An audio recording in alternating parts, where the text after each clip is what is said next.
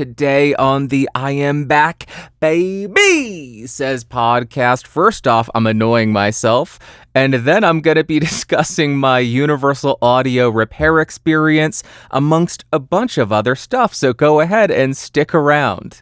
Alright, if you are unaware of it, over the last couple of episodes of this podcast, I have been documenting and chronicling my issues with a couple of audio interfaces from Universal Audio. I fried two of them within 24 hours. $4,000 in audio interfaces dead. And I want to share my experience dealing with Universal Audio to get them repaired.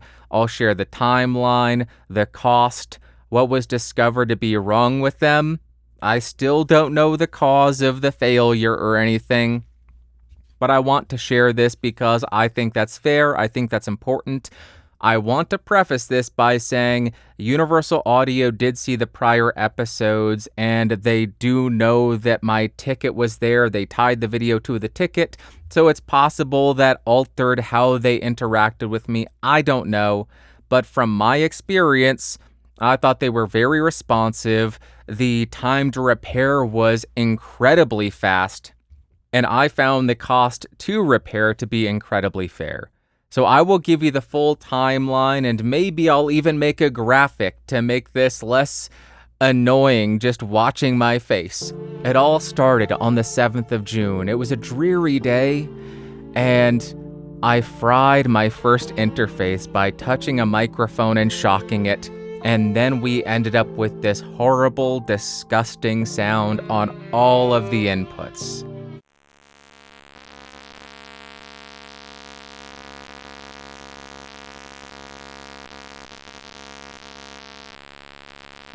Immediately after that happened, I went to Universal Audio's website and submitted a service ticket request so I could start the RMA process, and I went about my day. I set up my backup interface, which is the Universal Audio Twin X. I recorded my podcast on the 8th of June, no issues, but then after recording, I touched a microphone again, shocked the microphone. The inputs on the Twin X died in the exact same way, exact same sound. It was awful. Two interfaces dead in 24 hours. $4,000 down the drain. I just saw this today, but one day later, on the 9th of June, I received an email from Universal Audio reaching out to me, but it ended up in my spam folder. I don't know why. Sorry, UA. I didn't see this until the 29th of June, but it ended up on my spam folder. They were contacting me to try to get resolution on this quicker. So my experience was through the traditional channels. Then on the 10th of June, I got a response through those official channels requesting some additional info about the WYHTS, because that's all they knew about at the time, and requesting a video of the issue. I provided that information same day and also pointed out in the response, it's not just the X8 anymore. The same issue happened with the Twin X, so I need to add that to this ticket, and perhaps we can get that resolved at the same time. 11 June, I received a response indicating that the information was being forwarded to the service department. They would review it and determine the proper path forward, if it would be an RMA or where it would need to go. Same day, a few hours later, I got a response from the service department with an RMA number. The email had all the instructions. Here's where you need to send it. Here's how you need to pack it. Make sure to put the RMA number on the boxes, all that stuff. When you do that and your interfaces are out of warranty, based on this, you are authorizing them to spend up to $200, both in labor and parts, to repair your device. If it ends up being more than that, they would need to contact you and get authorization, but with this initial process, you're authorizing them to spend up to $200. The next few days were busy and I was unable to make progress. Misery consumed me. Darkness engulfed my being, and I had no light in my eyes anymore. On the 14th of June, I was able to pack everything up and ship them back, and I will discuss the price to do that. I didn't pay attention to anything after that. I was just waiting to hear back from UA. I wasn't checking tracking or anything, so I don't know exactly how long they had it. But on the 23rd of June, 9 days, 9 times. He has been late 9 times. 9 days later, I received a summary from Universal Audio explaining what they found to be wrong, and then, in a separate email, I received an invoice for me to pay. I paid that promptly, and then 1 day later, on the 24th of June, I received the shipping notification and tracking numbers and all of that. 3 days later, I received both devices on the 27th of June. So from the time my first interface died on the 7th of June to the time of receiving repaired, ready to rock and roll units, that was 20 days, less than 3 weeks, which is bonkers to me. I have dealt with customer service at other companies where it would be 2 to 3 weeks in between responses from them. So that repair time is crazy. That's on par with Sennheiser when I had to have my 441U repaired. I went onto their site, submitted an RMA request, within 30 minutes got an automated response with a prepaid shipping label, shipped it back to them. 2 weeks later, repaired microphone back in my hands. That's the gold standard. This is not far behind that. Another great experience was Rode.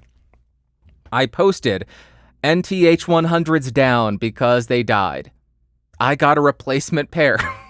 It's incredible customer service. So from my experience, UA went above and beyond, and that could be because they saw my podcast episode. I don't know, but I am a happy customer.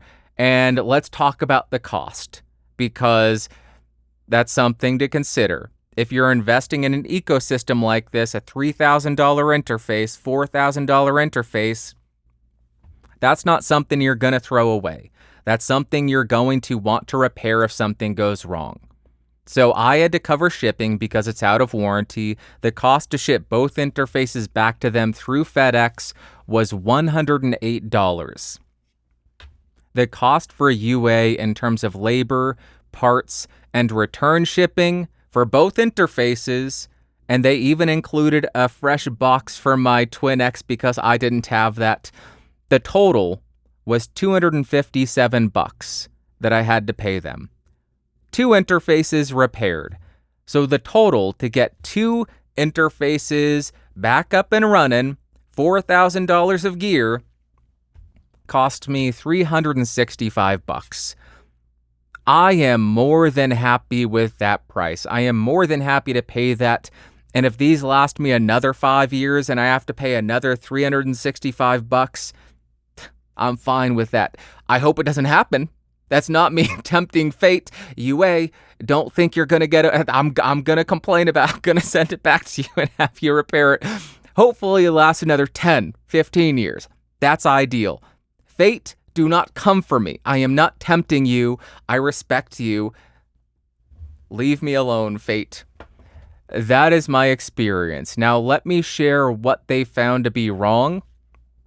As I mentioned, we do not know the cause of this, but what they said, 5 van short to ground on analog board, bad PGA. I believe PGA is a processing chip or something.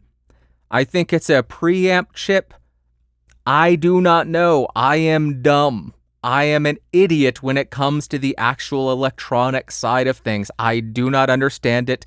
It is above my pay grade. That's what they found, though. Some kind of short to ground. Don't know what it means. Don't know the cause. But in the meantime, I am still waiting to hear back from the mic manufacturer if they found anything with that. I changed out the cable that I use because perhaps somehow that caused the problem. Don't see how, but I did that. The microphone is at the microphone company. I got a plug tester and outlet tester, checked the grounds.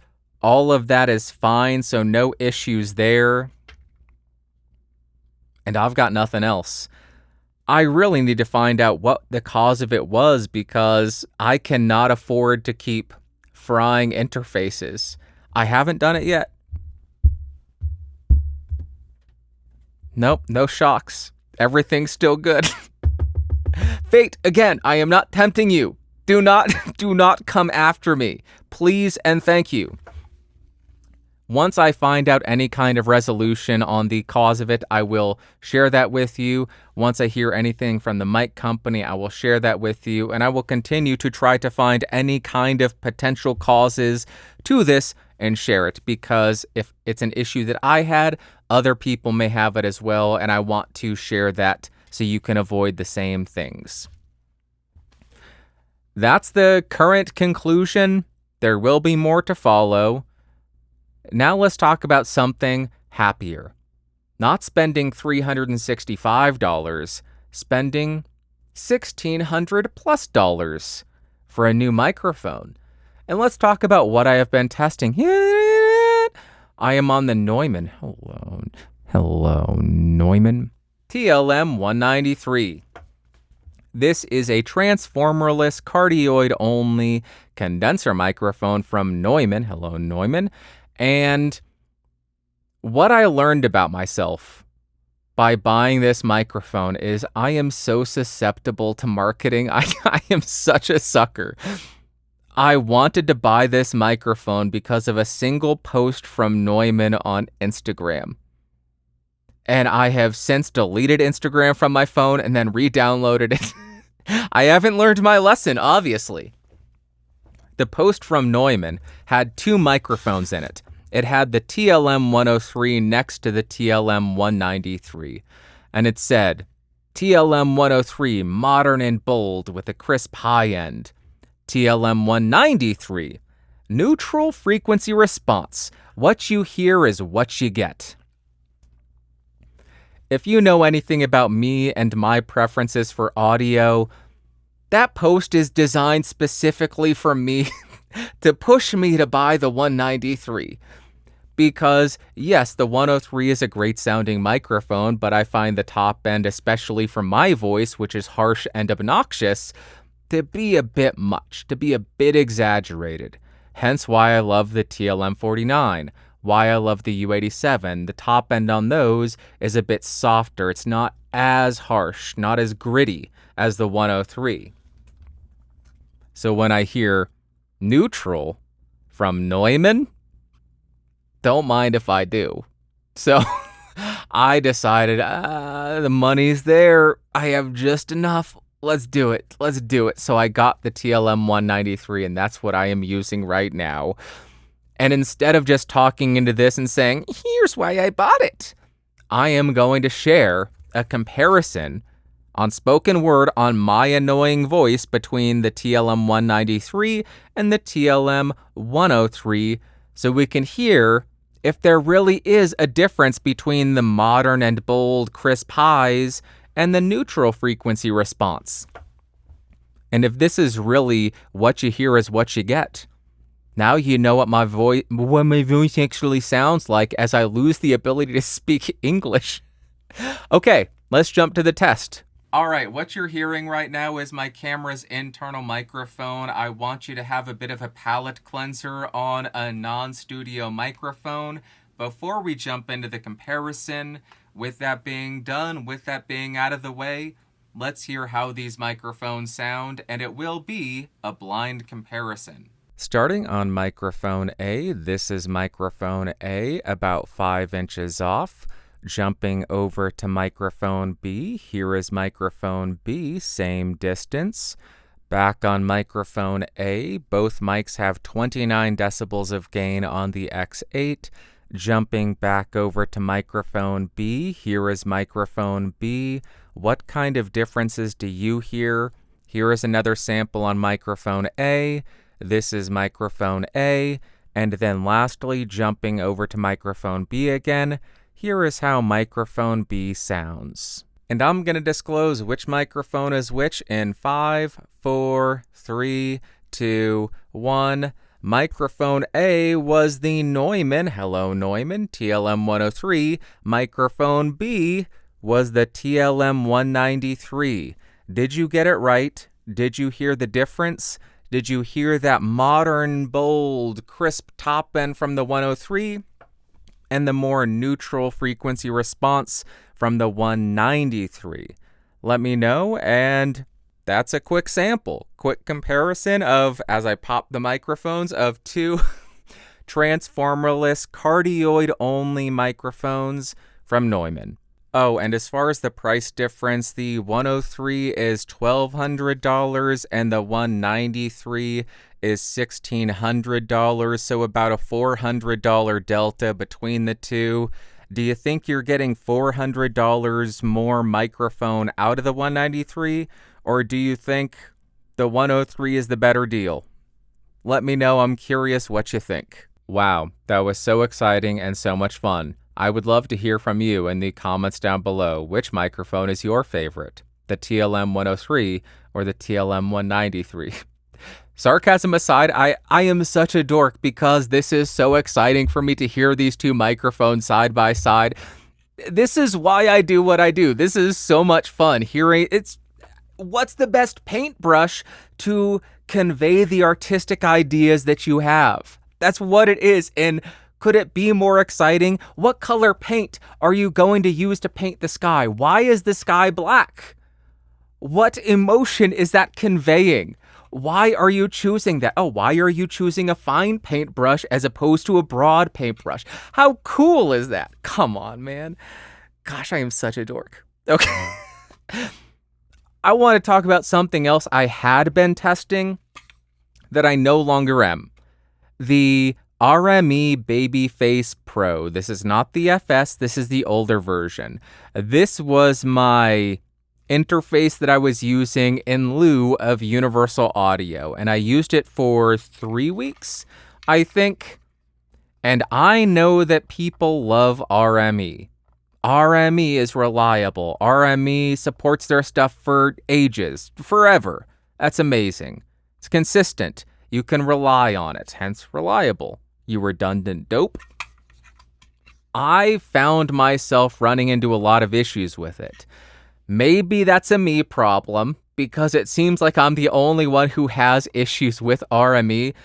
I found my computer audio constantly dropping out, and I had to restart the interface, just unplug it and plug it back in, then it would start working again. I had a few issues with the RME control software where it would stop recognizing the interface, so I had to restart that software. Maybe this is no longer compatible with my Mac. I'm on the Mac Studio M1 Max, M2 Max, I don't even know. From 2022. I don't know what the issues were. I didn't spend a bunch of time troubleshooting it because the resolution was fairly simple. Unplug it, plug it back in. But that was just an issue that I hadn't encountered on other devices. On the Focusrite, never encountered that. On the UA, never encountered that. So I just didn't have the same experience with the RME that everybody else seems to have. If anybody else has experienced those issues, I would love to hear it. Don't take this as a reason not to go RME, because I am the only person I have ever seen say things didn't run perfectly. Things weren't flawless. I am the only person I've ever seen say that. So this is clearly a user error because I'm the only one. But I will continue to mess around with that, see if I can find out what the possible causes of that were, and then eventually review that, even though that's been out of production for 3 years, 4 years now. Way to go, Bandrew. Great way to spend your money and spend your time. There you go. That's what I've been testing. Now let's jump to what you had to say. First comment comes from none other than Ryan Bruce. Fluff, Riffs, Beards, and Gear. That was my Miss Chenandler Bong impersonation. And if you play guitar, if you record, and you don't follow Riffs, Beards, and Gear on YouTube, what are you doing? Go over there, follow Ryan. He's one of the good ones. He is one of the dudes. One of the dudes. Actually, here's a quick story. I just want you to know what a dude Ryan is. what a dude Riffs, Beards, and Gear is. I had been using the Taylor Big Baby for 20 years, and Ryan works with Taylor. Ryan put Taylor Guitars in touch with me so that they could loan out that Grand Pacific that I use to record now, which sounds so incredible. He did not need to do that. He could have just gone about his day, but he went out of his day to help a dude out.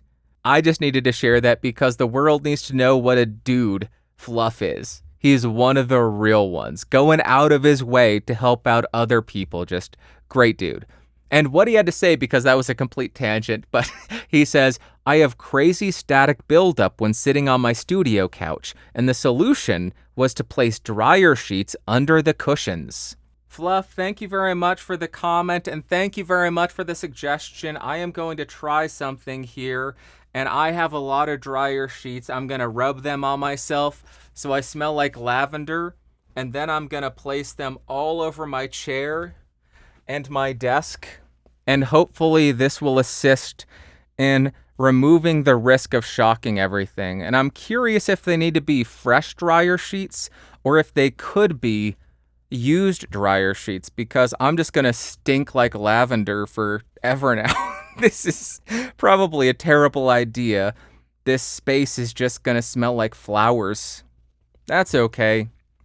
They smell good, so that is interesting, and that is a low-cost, simple solution to potentially a very serious issue.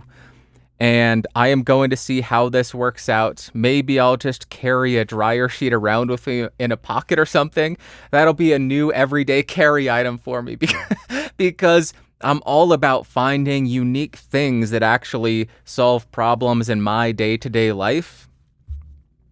If a dryer sheet is going to do that, bro, don't think I'm above carrying dryer sheets in my pocket like a crazy person, because I am a crazy person. I have dryer sheets in my hat right now.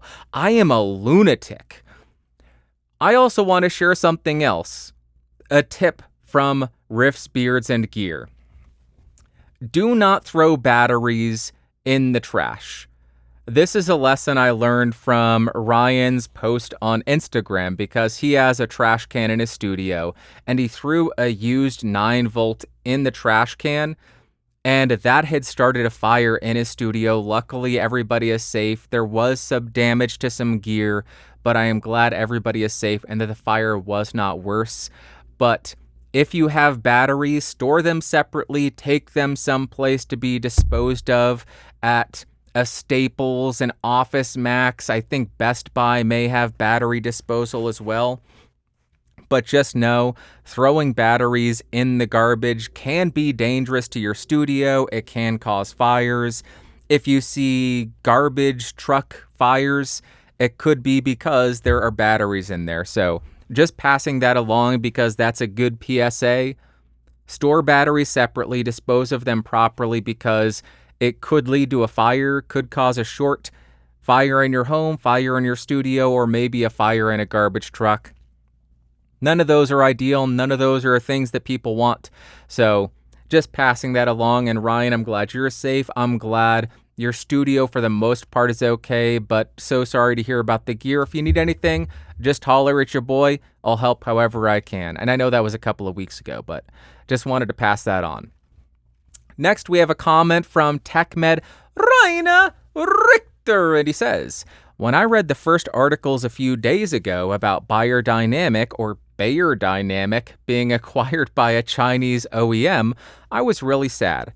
But at the same time, there was a bit of hope for the reasons you mentioned. After Sennheiser Consumer Audio, Beyerdynamic is the next traditional German audio/headphone company being acquired. I really hope that OG Sennheiser for pros can withstand the pressure and remain independent together with Neumann. Raina, thank you very much for the comment, and thank you for sharing your thoughts here. And we are of the exact same school of thought. It's not the most optimum situation to see Beyerdynamic being acquired, but it could be a lot worse. And what I mean by that is A non-audio company could have been acquiring them. It could have been Samsung. It could have been OnePlus. It could have been Xiaomi. It could have been Apple. Any of these general tech companies who don't really care or know much about audio could be acquiring them solely for brand recognition. But fortunately, the company acquiring them does have some experience manufacturing audio gear and is likely, let me rephrase, is less likely to just kill off the manufacturing, to kill off all that technology and strictly steal the brand name. Much less likely, because they likely understand the quality, the reputation that Beyerdynamic or Beyerdynamic has, the quality of their product, so they know that it would be stupid to shut down those factories, to lose that talent, because that talent is so rare. That's what I was trying to convey. But a lot of people in the comments did point out, and I agree with them, that the statement from the company said, "We intend to continue manufacturing in Germany." That word intend is carrying a lot of weight. It is doing a lot of heavy lifting because that is open-ended. They could very easily come out and say, well, we intended to, but due to cost-saving measures that were necessary, we're no longer going to. They didn't say, we are going to. It was not an absolute. It was very strategically, it was a strategically chosen word to allow them to change their path forward if they needed to. So I agree with the people who are pointing that out. I am simply trying to be optimistic, look for the silver lining, and be thankful that they weren't acquired by, for all the people who at least they weren't acquired by Apple. At least they weren't acquired by Google. Can we at least agree on that? That is a positive? That it is an audio company that acquired them? And as far as OG Sennheiser for pros and Neumann withstanding, it will be a truly sad day for audio gear if that ever happens. If Neumann and Sennheiser OG ends up getting acquired and shut down, that'll be such a sad day. And I would be lying if I didn't say that your comment was a bit of an impetus for me to bite the bullet and get another Neumann microphone. Because I said, I will single-handedly ensure that Neumann stays in business by buying another microphone. And here we go. I spent my monthly microphone budget for the channel on a Neumann. And I am happy that I did because I got to do a fun test. And I got to share that with you. I got to post it online. And how cool and exciting is that? And it will be a sad day. I hope that day never comes. I'm not going to say that will be tempting fate. What I was going to say is I hope I never live to see that day. But fate would look at me and say, okay, well, when that happens, I'll just kill you a day before and then you won't live to see it.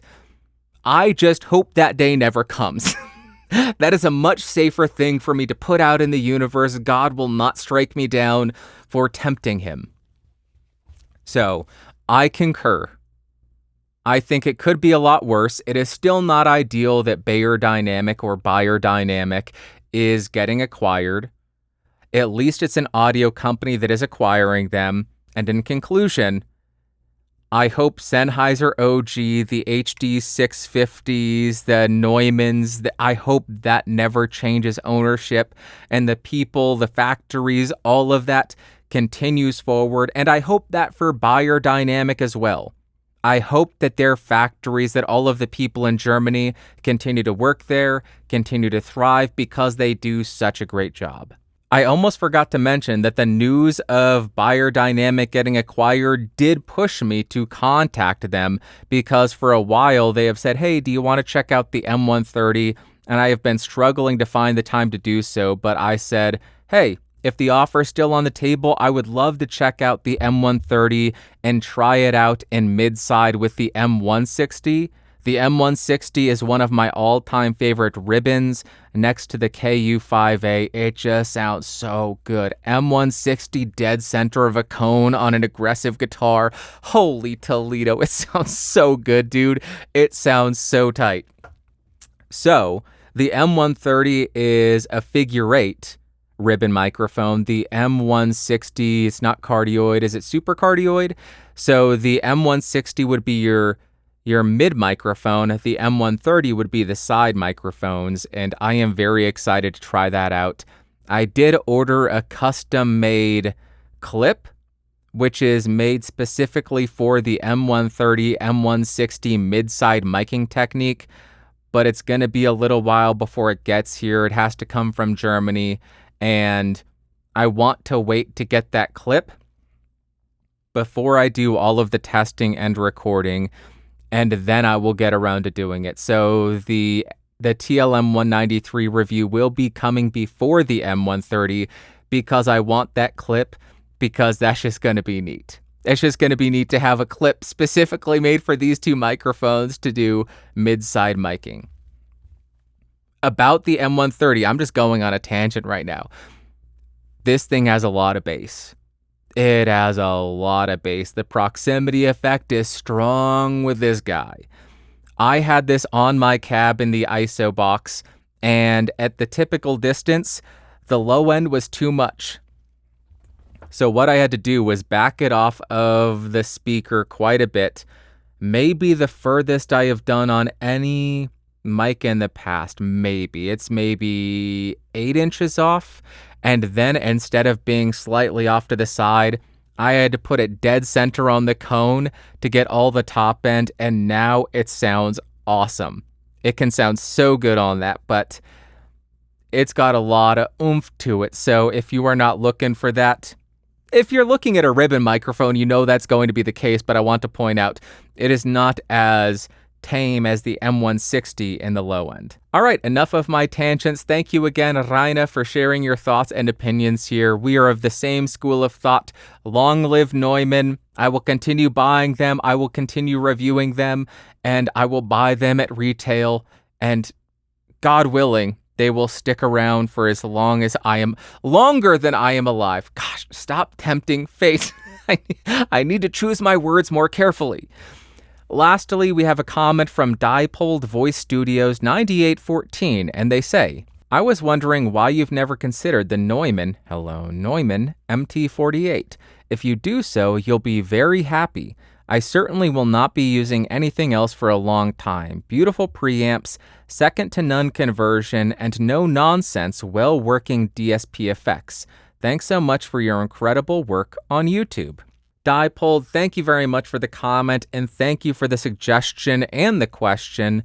The reason I haven't really considered the MT48, hello Neumann by the way, is because I just don't have the budget to change out studio centerpiece level audio interfaces often. I got the X8 in, what did I say it was, 2020 or 2021? And I just can't afford to change out a $3,000 interface every 4 or 5 years. I guess technically I could because I bought a $1,500 microphone. Technically I could.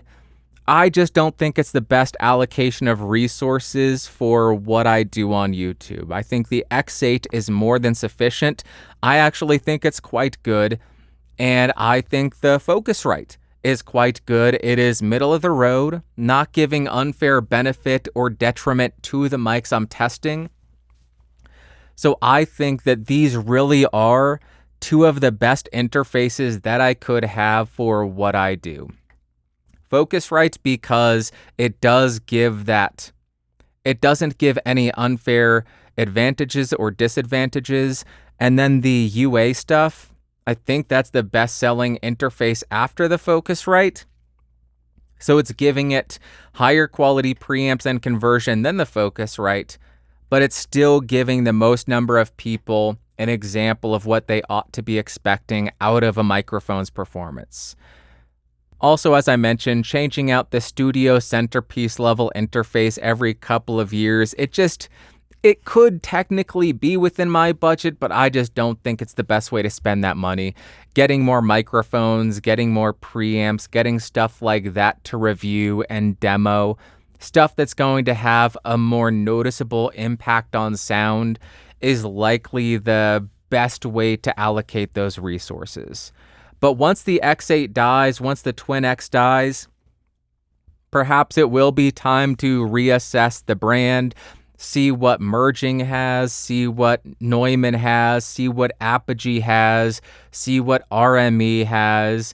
There are so many great brands, and there are more professional tier interfaces that I know nothing about, that are just outside of my pay grade, that probably sound 10 times better than anything I have ever heard. I just was not willing or able to spend $5,000 on just the conversion or something like that. I'm sure that's out there. I just have not looked into it.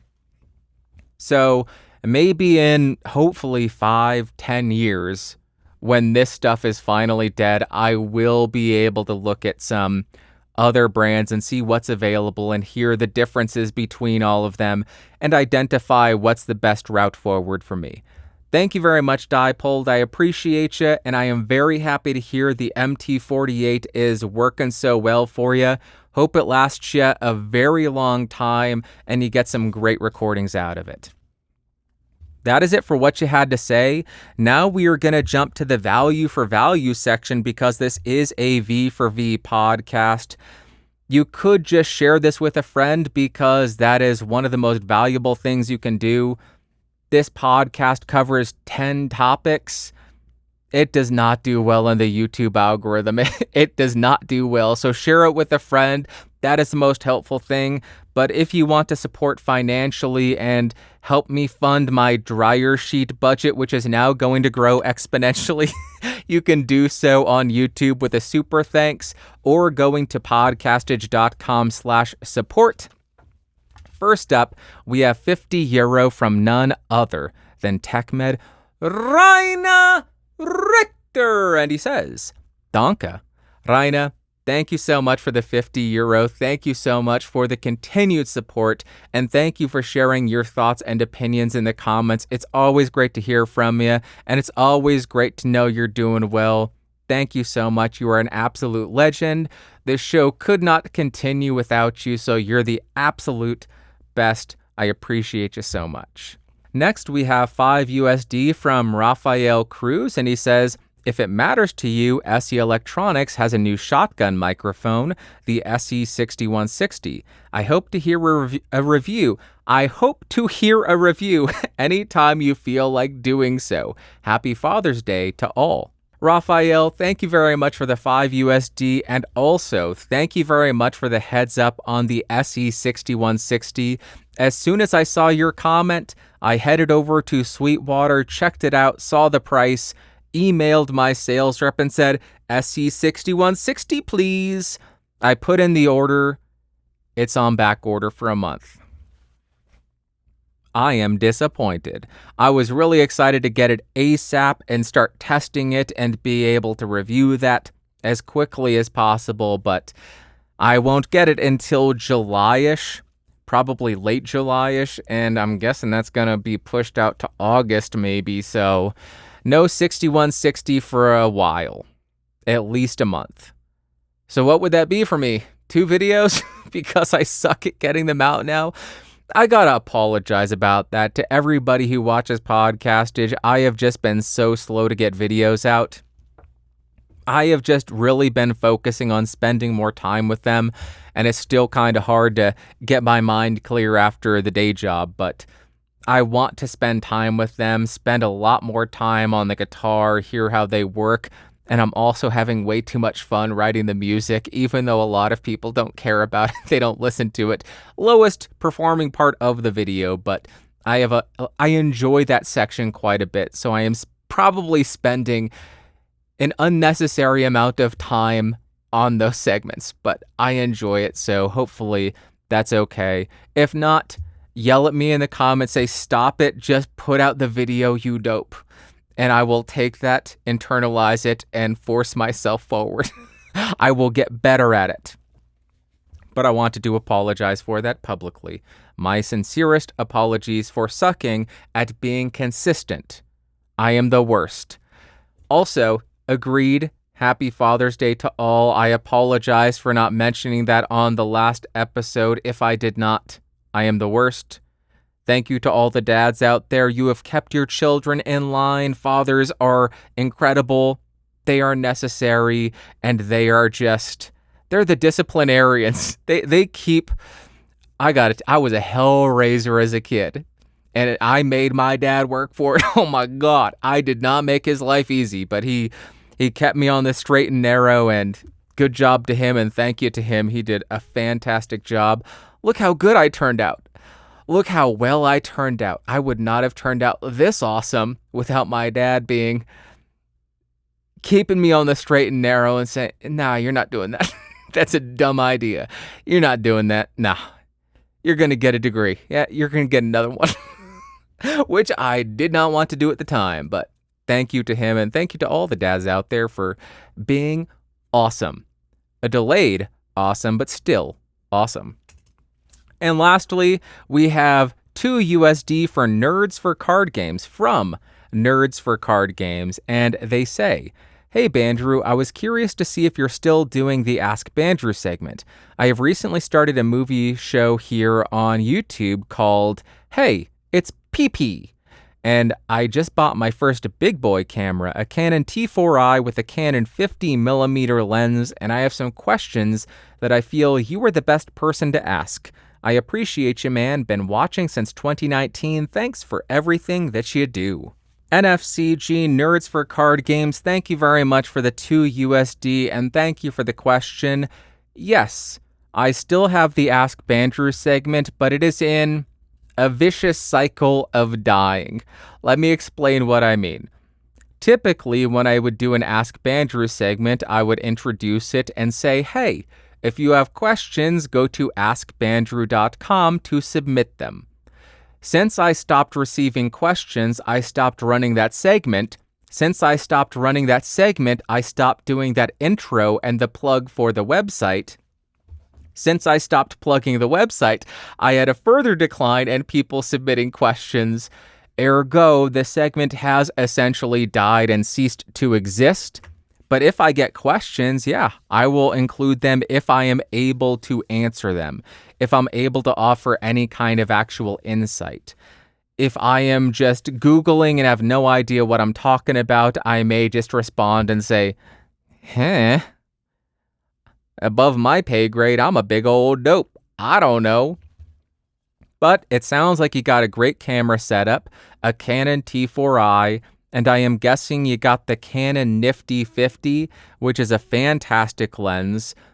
In my studio, I have found that 50mm is a bit too tight.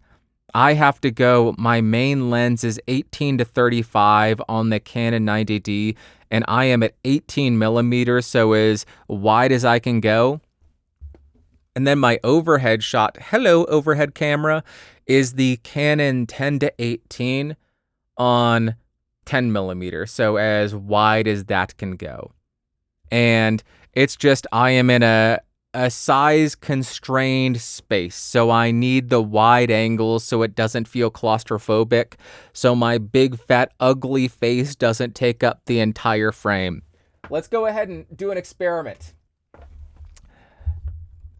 Nobody wants to see this. This is a nightmare for everybody. And this is 35mm, so if this was 50mm, it would be even worse. I apologize. I'm gonna fix this, and I can't look at this anymore. So those are my thoughts on focal lengths. You didn't ask. I don't know what your questions were. Another thing I'm going to point out, first off, the 50mm is fantastic. I bet you're going to love the bokeh that you can get with this. The bokeh is the blurry background versus the crisp actual focal point. This has an f-stop of, what is it, 1.2? Is that what it is? 1.8, if I'm not mistaken. So you can get pretty wide open there, and that will make you in focus and your background very, very blurry and let in a lot more light. And yeah, that's something that I was looking for when I first started, and quickly learned what f-stop was. And then learned, okay, wide open is not always the best, because the actual area of the frame that's in focus is very narrow. So if anything's maybe a foot in front of you, it's going to be blurry. If anything's a foot behind you, it'll be out of focus as well. It's just a very narrow field of focus. So I learned all of that very quickly. Another thing about these Canon cameras, I'm just rambling at this point. I don't know what your freaking question is. So apologies if this is irrelevant to you or anybody. But something about these is I have to start the cameras over every 29 minutes and 59 seconds. Correct me if I am wrong, but I believe the reason Canon still does that on their DSLRs is because of import taxes or something like that. The same reason Converses have fuzzy bottoms, because it allows them to import them as slippers as opposed to shoes. That means the import taxes are much lower. Video cameras apparently have a much higher import tax, if I'm not mistaken, and that I guess the identifier of a still camera to a video camera is the ability to record more than 30 minutes. I have not overwritten any of the operating systems on any of my Canons, so they still record a max of 29 minutes, 59 seconds, and I have to stitch all those videos together in Final Cut using multi-angle clips. Is that what they're called? Multi-cam clips? And it's so easy. It is so simple to do in Final Cut, but that's what I do. And the 90D and 80D, this is another thing that I should point out. 80 and 90D had clean HDMI output.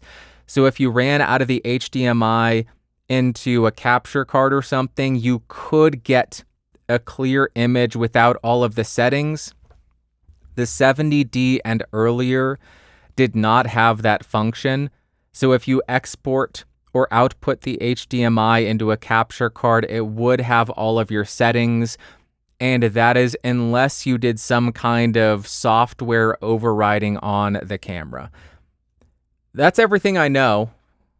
That's my camera knowledge. So let me know what your question is. Send it into askbandrew.com, askbandrew.com. Again, askbandrew.com. And if I have any information, I will share it with you. That's it for the value for value section. Thank you to Nerds for Card Games, Raphael, and Raina for the support this week. Without their support, this show would not be ad-free, it would not be up, it likely wouldn't even be lit. I will give you an example of how this show would look without the support of these amazing people. That's me tickling the blue light in the background because that's all that's visible. Although my glass is just glaring, it almost looked like somebody was walking up behind me and I was about to be murdered. My heart just skipped a little bit of a beat. Not gonna lie there. That was interesting. That'll get your blood pumping, your heart going. Let's go. I'm ready to fight somebody. All right. Enough of that. I am so manly. That's why I'm protecting my home from something that doesn't exist. What a cool dude. All right. Let's jump to my favorite thing of the week, and this is likely the most contentious thing I am likely to ever do on this show. Ranking albums from the 1980s. I want to preface this and say this is only ranking 1980s albums that I own physical copies of. I have been on a physical media kick the last month and a half, 2 months. I have really been enjoying listening to actual CDs in a physical CD player with wired headphones. The intention behind it forces you to appreciate the music and listen more closely to what's going on because you're not skipping around to random tracks. You don't have some random playlist going. You are putting on an album to listen to that album from start to finish. You're not likely to say, I want to hear one song off this album, one song off this album, and just skip back and forth. You're hearing an entire creative idea that is 40, 50, 90 minutes long. Maybe not 90, 75 minutes long. And that's a lot of fun. So I am ranking these, and this ranking could change tomorrow. It could change yesterday. It changed 15 minutes before I started recording. I tried to make it top 10. Impossible. I couldn't end it there. We're going to go worst to best. That's a bad way to put it. I'm not ranking it worst to best. I am ranking it based on my feelings on what album I want to or have listened to the most, that I see myself listening to the most going into the future. All right, last place for me is Dare to Be Stupid by Weird Al. I know there are better Weird Al albums. My favorite from Weird Al is in the 90s. So from the 80s, this is the most fun for me, and it really seems to be the start of it. It really gives you a vibe for where he's going to go, how he's going to progress. Maybe not his best parodies, but still incredible musicianship and hilarious. Next, we have Iron Maiden, Number of the Beast, and I will admit I did not listen to this album much in the past, but there is one song on here that I listened to so much in high school, and it inspired me way too much that I likely ripped it off 1,000 times. Hallowed Be Thy Name. I had a live CD from Iron Maiden, and that song, oh my gosh, dude, hearing that just broke my brain. Hearing those guitar harmonies when it kicks in after the intro, get out of town. I don't know if it could get much better than that. And if you listen to anything I do, I think that influence is still there. That kind of harmony, just a third above it. It works so well, and this is such a solid album, such a solid metal album, and a ton of fun. Next, this should not be so low, but it is. I apologize to Frank Black, to everybody involved. Doolittle by Pixies. And I know people are already screaming, "Where's Surfer Rosa? Surfer Rosa, you dope! Come on!" That's Where Is My Mind? And I agree, Where Is My Mind is fantastic. But as an entire album, I enjoy this more than any other Pixies album. This has Wave of Mutilation, Here Comes Your Man, Monkey Goes to Heaven, Mr. Greaves, Crackety Jones, and Hey! Been trying to meet you. And Gouge Away, Debaser.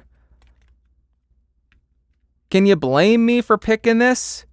This has so many good songs, and how is it this low on the ranking? It doesn't make any sense. What could be next? Stay tuned to find out. Doolittle by Pixies. Next, this is another baffling choice to be this low. Songs from the Big Chair by Tears for Fears, with songs like Shout, Everybody Wants to Rule the World, Broken, Head Over Heels, and Mother's Talk. Huh? How is this so low on the ranking? Everything else has to be the best albums of all time.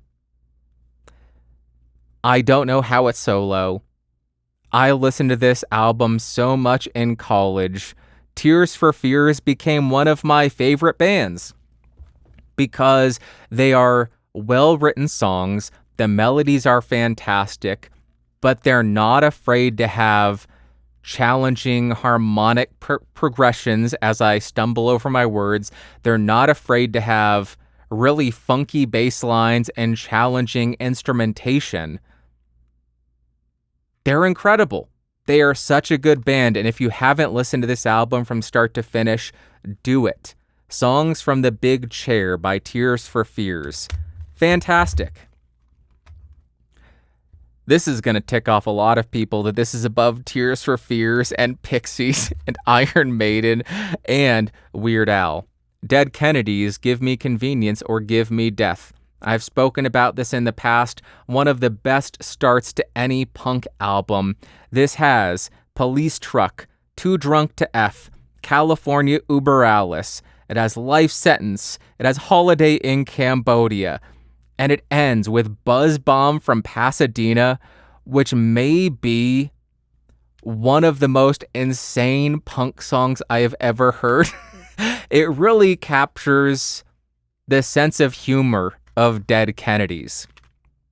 I think a lot of people view them as a kind of overtly political band, and that makes sense, but that captures the humor that they have. This album is so much fun, so high energy, and they are not from DC, Bandrew. They are from San Francisco. It's a California punk band, hence California Uberalis, hence Giallo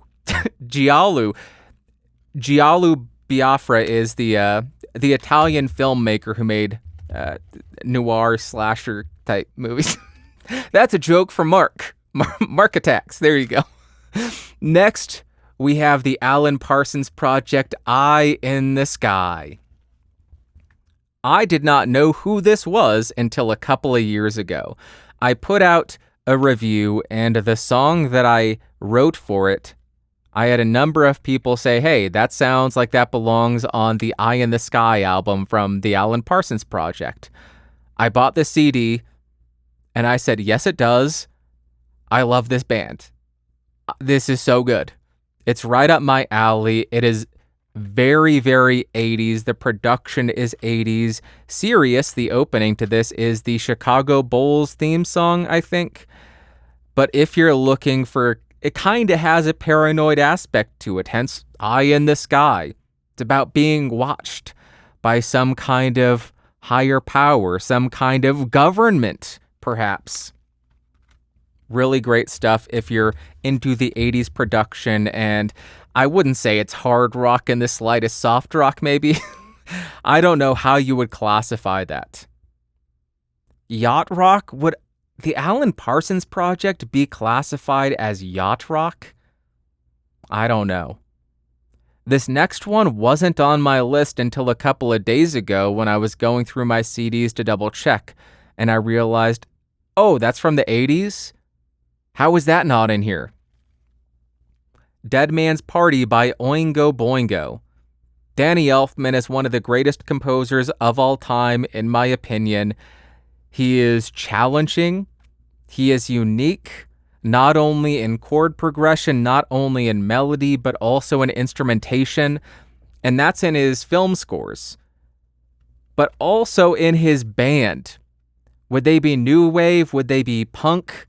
Would they be ska? There are ska elements in here, but there is obvious inspiration from world music in terms of instrumentation, in terms of just the compositional style on this CD. And Dead Man's Party, Just Another Day, and Weird Science. Get out of town. I could listen to Weird Science on repeat and be perfectly fine with it. I could listen to Dead Man's Party on repeat and be perfectly okay with it. Dead Man's Party. Oingo boingo. And next, are we top 5? I think we're top 5. Number 5, Danzig's self-titled album. This is something that broke my brain, thinking, oh my gosh, it's like the Misfits if the Misfits had better production quality. We're slower, we're more depressed, and we're more evil. Danzig's voice is like Elvis if Elvis was possessed by Satan. He has such a smooth voice, yet he sings about dark things. Do I need to say more? Slow Misfits and more evil. It doesn't get any better than that. Or does it? Because there are 4 albums ahead of this. I guess there are things that get better than this. Rush, Moving Pictures. I discovered Rush in middle school or high school when I was a bassist. And when I heard Why Can't I Think of It? It wasn't YYZ, it was Tom Sawyer. I put that on repeat. It was this album, and it broke my brain hearing what they did, hearing how they played, hearing how they wrote a song, hearing Geddy Lee's voice. Just, this does not compute with me. All I have heard is the Beach Boys, Blink-182, and Green Day. I do not understand. And it was incredible. I can still listen to this from start to finish. It is fantastic. Maybe not my favorite Rush album of all time. I don't know what that would be. But an 80s album is quite good. Quite good. And very, very influential on me. Because I started as a bassist. And if you're a bassist, you listen to Rush. Number 3. We have Misfits' Static Age. This album does not sound good. The production on this is not good, and I may be cheating because I think this was recorded in 78, maybe? I think it was. But it sounds terrible. The songs on it, though, are great. If you like horror punk, horror rock, whatever you want to call it, it has Static Age, TV Casualty, Some Kinda Hate, Last Caress, one of the best songs ever written. It has Hybrid Moments, We Are 138, Teenagers from Mars, one of my all-time favorites, Hollywood Babylon, Bullet, She. Hit after hit after hit in the punk horror rock genre. One of the best. And I had to pick this over the other Misfits albums or the collections because as a whole, this is fantastic. If you're looking for horror rock, look no further than Static Age. Number 2 probably says a lot about me. It says, maybe you are sad. It's Cure. The Cure. Pornography. And the thing that sells me on this album is the opening track, 100 Years. I could have that on, I keep saying this, I could have that on repeat for 100 years and be perfectly okay with it. This is such a sad and angsty and aggressive album as a whole. It works. It captures that entire late teens, early 20s angst, sadness, confusion so well. Why do I like it now? I don't know. I just love depressing music, and this is quite depressing. It is dark, morose. It's great. If you're looking for good goth music, The Cure, Pornography, it's the best one that I have heard from The Cure. I used to like The Cure's greatest hits. I really kind of can't stand the poppy stuff now. I'm growing up and getting past happiness and into sadness. And number 1 for me. This is going to baffle some people. Other people, not so much. As I mentioned, I started as a bassist. Well, trumpet, then bass. And number 1 album for me is Operation Ivy. Matt Freeman, in my opinion, is probably the best bassists in punk rock. Fight me or give me other options about who is better. I will listen, I will check them out, and I will agree or disagree with you. In middle school, I got Operation Ivy from a local CD shop, and I played Bombshell on repeat probably for a month and a half straight, trying to learn it on a stereo in my living room. I imagine everybody who lived with me hated my guts and probably could go the rest of their life without ever having to listen to Operation Ivy because they heard it so much. But it is so high energy, it is so unique. It's ska, it's punk, it's aggressive, it is high energy, it's political, it has everything that you could possibly want in a punk album, and it was from the late 80s. It paved the way for so many bands that followed. And this is where Rancid came from. I don't really care that much for Rancid, but Operation Ivy, Get out of town. It doesn't get much better than that. Okay, I'm going to stop rambling because I have gone on way too long. This is a very masturbatory kind of thing. Here are some albums that I like. Let me know what your thoughts are. What are some of your favorite 1980s albums? Let's keep it to a top 5 if you can. I doubt you can. I couldn't. You're not going to be able to. Challenge extended. Let's see if the challenge is accepted. And I'm just going to wrap it up there. I love talking about music, so I hope you enjoyed that and it wasn't too boring for you. Yeah. Thank you for coming by. That's going to wrap up this show. I know you could do anything with your time. There are 1,000 things trying to capture your attention. Netflix, Hulu's, libraries, concerts, Facebooks, Instagrams, Tweeters, pod.socials, other things. Saying, give me your attention, pay attention to me. Attention economy. So the fact that, all of that to say, the fact that you choose to spend any amount of time watching this or listening to this really does mean the world to me, so thank you. I hope you have an amazing Sunday, Monday, Tuesday, Wednesday, Thursday, Friday, Saturday. Next Sunday, I will be back. I will be talking at you, with you, about you. I love you. I will talk to you later. Bye-bye. Whoa. Whoa. Boop.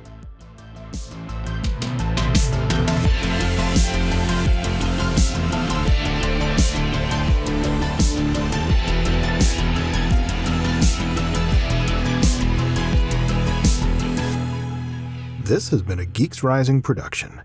Your executive producer is Bandrew Scott. For more information, head over to www.geeksrising.com.